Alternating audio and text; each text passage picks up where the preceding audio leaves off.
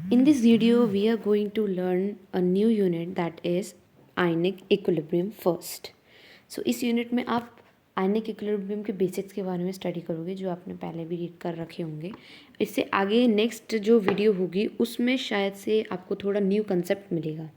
Okay, so our first topic is electrolyte and non electrolyte. You all are well aware of this topic. Electrolyte क्या होता है, non electrolyte क्या होता है, थोड़ा सा हम इसको रिवाइज कर लेते हैं.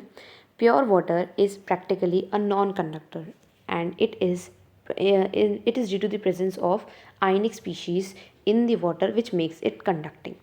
So जैसा कि आपको पता है इलेक्ट्रोलाइट हमारे पास एक वो मीडियम होता है दैट इज़ लिक्विड मीडियम जो कि आपका कंडक्टिंग होता है in nature. Conducting in the sense जो करंट पास कर सके.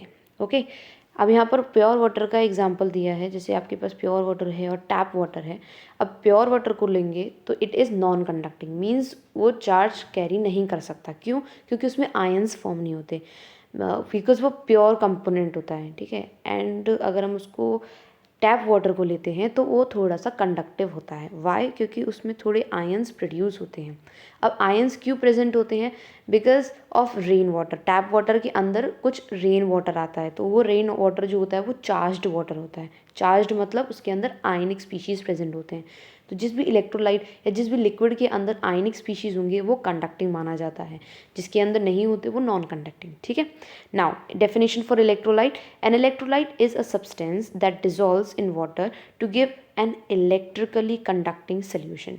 एक इलेक्ट्रोलाइट एक ऐसा सब्सटेंस होता है जो कि पानी में घुलते ही, पानी में डिजॉल्व होते ही हमको एक इलेक्ट्रिकली कंडक्टिंग सोल्यूशन देता है. ओके, तो पानी में जब वो डिजॉल्व हो मीन्स उसका एक्वस सोल्यूशन कंडक्टिव होना चाहिए.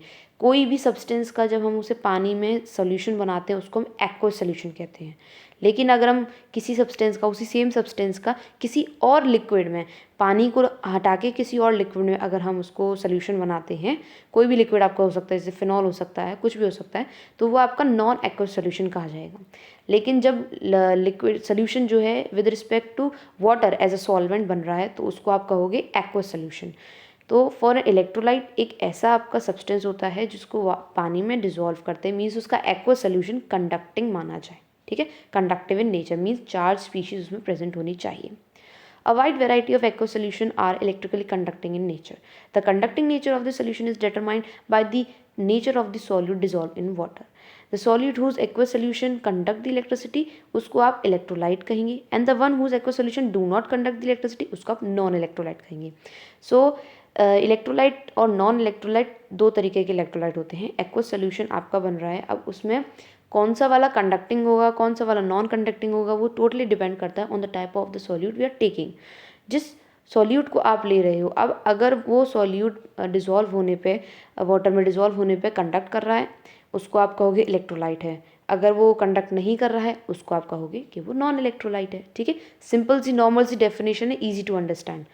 नाउ अकॉर्डिंग टू अरहेनियस, अब हम अरहेनियस का पॉइंट ऑफ व्यू समझेंगे.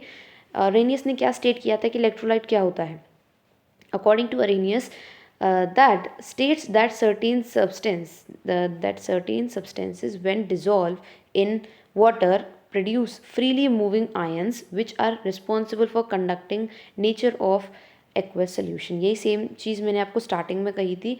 अरेनियस ने ऐसा कहा कि वो लिक्विड सब्सटेंस या आपका वो मीडियम जिसके अंदर फ्रीली मूविंग आयंस प्रेजेंट हो, जिसको मैंने चार्ज स्पीशीज़ नाम दिया था, तो वो फ्रीली मूविंग आयंस जिसमें प्रेजेंट होते हैं वो, और वो रिस्पॉन्सिबल होते हैं for conducting nature of an aqueous solution.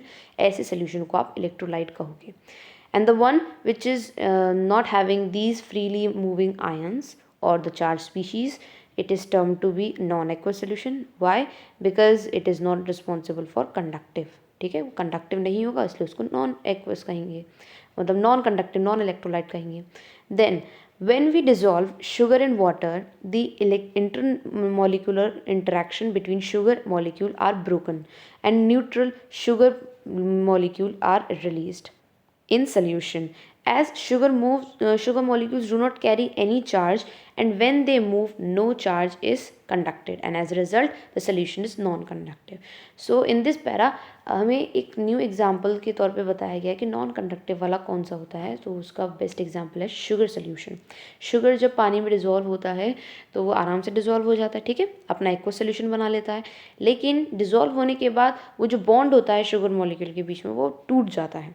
मतलब टूटने की वजह से क्या होता है, हमारे पास न्यूट्रल शुगर मॉलिक्यूल मिलता है. न्यूट्रल मतलब दैट कंटेन ज़ीरो चार्ज, जिस पे ज़ीरो चार्ज हो, और वो रिलीज़ होता है. अब जिसकी वजह से वो बिल्कुल भी चार्ज कैरी नहीं करता. चार्ज कैरी नहीं करता तो फ्री आयंस नहीं बनेंगे. फ्री आयंस नहीं बनेंगे तो कंडक्टिव नहीं होगा. कंडक्टिव नहीं होगा तो क्या कहेंगे, नॉन इलेक्ट्रोलाइट कहेंगे. Is it clear? I hope आपको ये इलेक्ट्रोलाइट का कंसेप्ट बहुत अच्छे समझ में आया होगा. अब हम नेक्स्ट में स्ट्रॉन्ग इलेक्ट्रोलाइट और वीक इलेक्ट्रोलाइट को लेके आएंगे. अब उनमें डिफरेंस करेंगे, ठीक है. तो this is all for today's video. We'll continue the unit in the next video.